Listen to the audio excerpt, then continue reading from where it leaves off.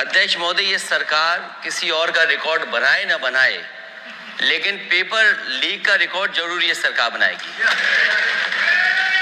अध्यक्ष महोदय, मुझे इसके बैकग्राउंड में नहीं जाना है कि पूछें। अध्यक्ष महोदय, मुझे बैकग्राउंड में नहीं जाना है कि कब कैसे किस संस्था को बनाया गया है। पूरे देश के छात्र इस पे आंदोलित थे। लगातार अखबार और सीबीआई की जांच के बाद चीजें सामने आ रही हैं, लोग पकड़े जा रहे हैं, जेल भेजे जा रहे हैं।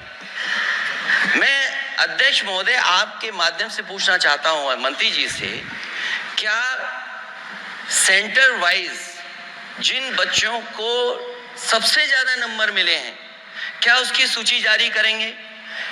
30,000 सीटें जहां हैं, कई सेंटर अध्यक्ष महोदय ऐसे हैं जहां 2,000, 2,500 बच्चे पास हो गए हैं। सरकारी सीटें 30,000 है, कई सेंटर में 2,000 से ज्यादा पास हो गए। कई प्रदेश के ऐसी जगह है जहां पर कुछ सेंटर से 600 से 650 से ज्यादा सबसे ज्यादा नंबर हैं। और अगर वो संस्था इतनी क्रेडिबल थी तो अध्यक्ष महोदय जिन सेंटर्स पे ये परीक्षा हुई उन सेंटर्स का इंफ्रास्ट्रक्चर क्या था? क्या मंत्री जी ने जानकारी की थी इस बात की? अध्यक्ष महोदय, मेरे आपके माध्यम से एक ही निवेदन है कि बिना ये मंत्री जी रहेंगे तो न्याय नहीं मिलेगा बच्चों को। अध्यक्ष महोदय, आदरणीय अखिलेश जी की प्रश्न का मैं विनम्रता से उत्तर देना चाहूंगा कि अभी सुप्रीम कोर्ट में जो चल रहा है केस, सुप्रीम कोर्ट ने ऑर्डर दिया पूरा विद्यार्थियों की सूची को वेबसाइट में उपलब्ध करा दो। सर, पिछले 3 दिन से देश भर की सारे विद्यार्थियों की लिस्ट पब्लिक डोमेन में उपलब्ध है।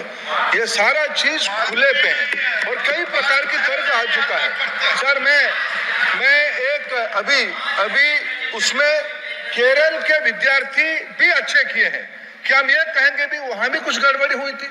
ऐसे आरोप करना, मैं देश की ग्रामीण इलाका, देश की एसटी एससी इस बार सबसे अच्छा परफॉर्मेंस करने वाले देश की एसटी एससी ग्रामीण बैकग्राउंड आर्थिक पिछड़े लोगों की है।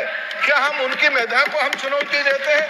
और बाकी रहा क्वेश्चन पेपर लीक की, सर मैं शुरू से मेरा एक स्टैंड रहा, राजनीति नहीं करना, लेकिन अखिलेश जी जब वहां दायित्व में थे उस सुबह की, सर सारे सूची है कितने बार उत्तर प्रदेश में क्वेश्चन पेपर लीक हुए हैं। माननीय एक मिनट प्लीज, एक मिनट। राहुल गांधी जी, आप प्रश्न पूछना चाहते हैं? Speaker sir, it's obvious to the whole country. It's obvious to the whole country that there is a very serious problem in our examination system. This is not just a question of NEET, it is in all the major examinations. Now, the minister has blamed everybody except himself. Right? I don't even think he understands the fundamentals of what is going on here. आप प्रश्न क्या है आपका? आ रहा हूं sir. Sir, ये मैं question को सेटअप कर रहा हूं। प्रश्न पूछ रहा हूं।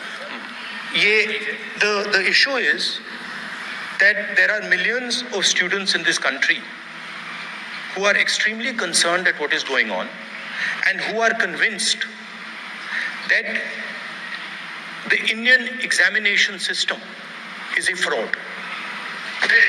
That is what is at stake here. Millions of people believe that if you are